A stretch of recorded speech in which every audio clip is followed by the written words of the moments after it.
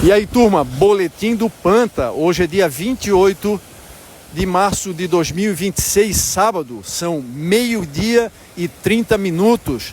E o Patrulha de Surf informa, temos ondas aí nas séries demoradas de meio metro.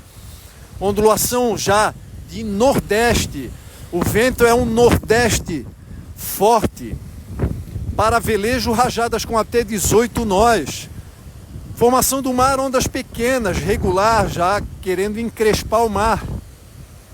Água, em alguns momentos gelada, mas ela mantém fria. É isso aí, turma.